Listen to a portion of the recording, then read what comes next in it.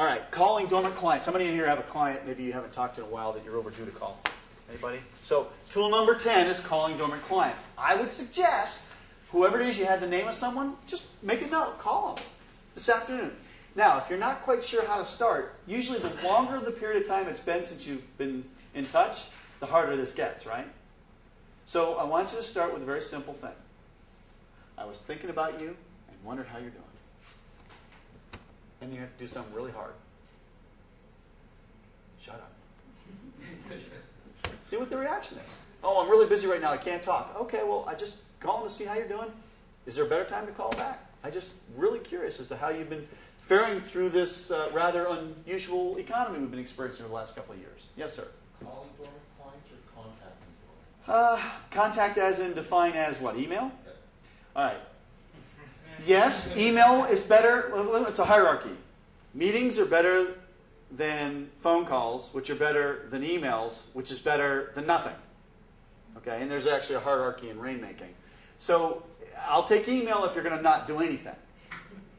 But I don't think it's the best way to build a relationship. I think interactively, I want some... See, I don't even care if you get the voicemail. Because the voicemail is almost exactly that. Hey, Vanessa, I was reading about something on your company in the paper and, wondered how you're doing. And end of message. Give me a call if you have time. Yes, Vanessa. I was just going to say, at a minimum, by phone, it shows a willingness to invest a little bit more of your time than the email. Doesn't put it back on them. And also, you can convey your emotion and passion and interest in your voice that you can't do the same way via email. Agreed. Like even that voicemail, that kind of thing would be meaningful to listen to. Yes, I agree. Sorry, and if I can just take a bit of a counter on that, is that the one thing that once the person deletes the voicemail and he doesn't react to it immediately, you're gone.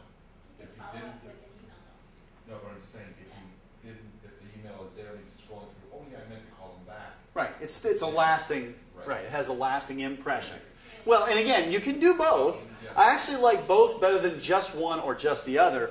But I also, I find, as Vanessa's pointing out, I can build a much better relationship with somebody if I am interacting with them. And phone clearly is a more interactive medium.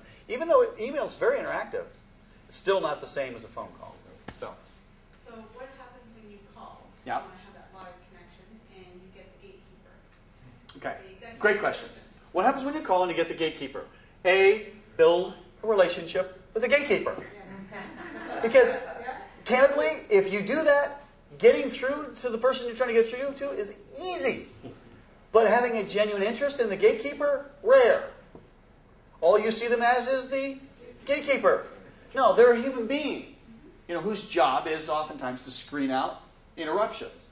Well, again, if you're doing everything I've been talking about to this point and you're focused in on how to put people together, focused in on their needs, that gatekeeper is going to say, look, I'm letting you through. Because you always come with something of value for my boss. Does that make... Yeah, so I guess if I play out an example that I've been through. So Yep. you get the executive assistant, she takes your information, what Yep. little you're able to give, because it's only Snapchat, I suppose, but, and they take that to the owner, because the owner wants that process in place. Yes. The owner then says, I'm really not that interested, but again, and you try to impart the message that, 50 Best, for example, I can give you the website, I can give you some summary of what it's all about, but that's a piece. Yeah. Right? So how do you, the owner comes back saying, no, I'm really not interested, but do they really have enough to make that call? Well, But that's where they stop. yeah. First of all, I would not rely solely on the gatekeeper to get my message across. So if I have a choice, and almost always at least, I have a choice when I call people and they say, would you like voicemail or would you like to leave a message? I'll take voicemail. No, she may transcribe it, she might filter it, right, eventually. But I at least want to have it in my words with my voice tone, my whatever level of enthusiasm. And see, again, we can too narrowly, if our goal is too narrowly around one thing and not the relationship, then we've already lost the battle. We haven't lost the war yet, but we've lost the battle. My point is the connection. My mission is the relationship. And it's when you approach it more from that mindset, you're not going to get through all the time. But the more you don't let someone else take down the message, you leave it, then at least you're doing your best to try and communicate whatever it is. To his voicemail. Right. He may simply stop, Right, but I think every voicemail, there are actually, in the new book, I have something on leaving voicemails that get returned. One of the things you want to do in the voicemail is you want to make sure that you explain in the voicemail why they might want to call you back. It could be you leave a question. Wonder if you'd be interested in being recognized as one of the top business leaders in the Greater Toronto area. Give me a call if you're interested. That's it. You don't explain the program. Now, again, that won't work with all people, and I wouldn't suggest you do it with all people. This is a unit of one advice. This is never going to be one size fits all ever. But does that make sense? No, absolutely. Yeah, okay. I think Yes? you can use humor too. I mean, I think Absolutely. I called somebody at one point because I actually said, okay, I'm starting to feel like I'm stalking you now, so please call me back before we have to call the police. And he called me back just because it made him laugh, right? Right. So I think if Perfect. you call somebody persistently, at some point you can use humor, and then if they don't call you back, you know the person's a lost cause. And you know what? I think it emphasizes something I said earlier. That's an asset you have. Utilize it when you genuinely are, in sort of that frame of mind. It cuts through a lot of crap when you utilize it. It's a strength of yours, so utilize it.